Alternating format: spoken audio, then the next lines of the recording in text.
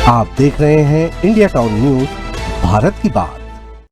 नमस्कार, आप देख रहे हैं इंडिया टाउन न्यूज और मैं हूं आपके साथ मर्सी। देश भले ही आज अंतरिक्ष में नई ऊंचाइयां छू रहा हो, चांद पर कदम रखने की तैयारी कर रहा हो, लेकिन जमीनी हकीकत आज भी कुछ अलग कहानी कहती है। हम बात कर रहे हैं छत्तीसगढ़ के बलरामपुर जिले की, जहां आज भी कई गांव ऐसे हैं जो बुनियादी सुविधाओं के लिए तरस रहे हैं। बिजली जैसी मूलभूत आवश्यकता यहां पर एक सिर्फ सपना बनी हुई है। हम आपको लिए चलते हैं झापर ग्राम पंचायत के कोरवा पारा, जहां लोग आज भी लालटेन के सहारे जिंदगी जीने को मजबूर है, वो भी तब जब इन लोगों को राष्ट्रपति के दत्तक पुत्र का दर्जा प्राप्त है। देखिए ये विशेष रिपोर्ट सिर्फ इंडिया टाउन न्यूज पर।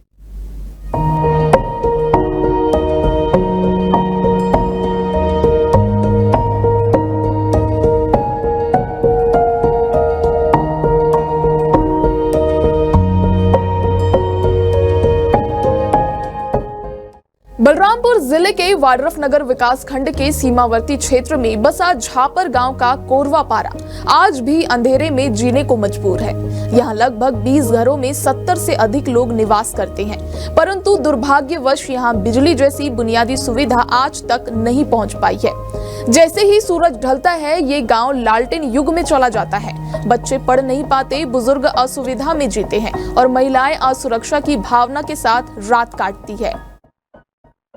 समस्या तो साहब हमन के ही हवे, जंगल में रह रहत है, हमन के लाइट बत्ती से भरी समस्या हवे।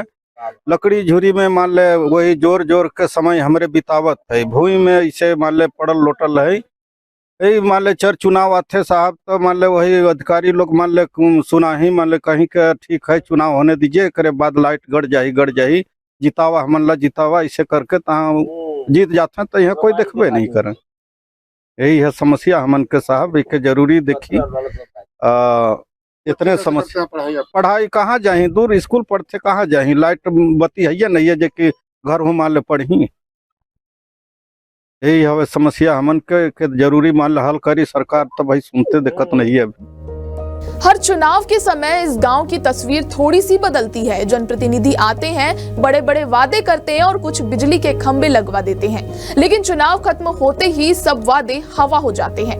गांव के लोगों का आरोप है कि पंचायत चुनाव से पहले खंभे लगाए गए थे, लेकिन अब बिजली विभाग उन खंभों को ही अवैध बता रहा है। यहाँ लगभग 25 बच्चे पढ़ाई की उम्र में हैं, लेकिन अंधेरे की वजह से रात में पढ़ाई संभव नहीं हो पाती।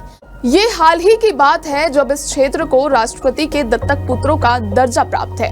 बावजूद इसके बिजली विभाग की अनदेखी और उदासीनता साफ देखी जा सकती है। जहाँ तक मुझे जानकारी है कि वहाँ लाइट की दिक्कत है और मैं प्रयास करूँगी, कोशिश करूँगी कि वहाँ लाइट लग जाए। और वहाँ के लोग, तो मुझे भी जानकारी है कि वहाँ के आदमी लोग बहुत दिक्कत से अपना जिंदगी व्यक्त कर रहे हैं। वहाँ लालटेन से टार्च जला के अपना जिंदगी जी रहे हैं। मैं कोशिश करूंगी कि वहाँ लाइट लग जाए और बिजली विभाग वाले से बात भी करूंगी मैं इसके बारे में कि वहाँ जल्द से जल्द लाइट लगवाया जाए। मेरा प्रयास रहेगा। जहां एक तरफ जनप्रतिनिधि समस्या का समाधान जल्द करने का दावा कर रहे हैं, वहीं बिजली विभाग के अधिकारी मामले से पूरी तरह अनभिज्ञ नजर आ रहे हैं। उनका कहना है कि गांव वालों की ओर से कोई आवेदन प्राप्त नहीं हुआ है और लोगों को पहले जागरूक होना पड़ेगा।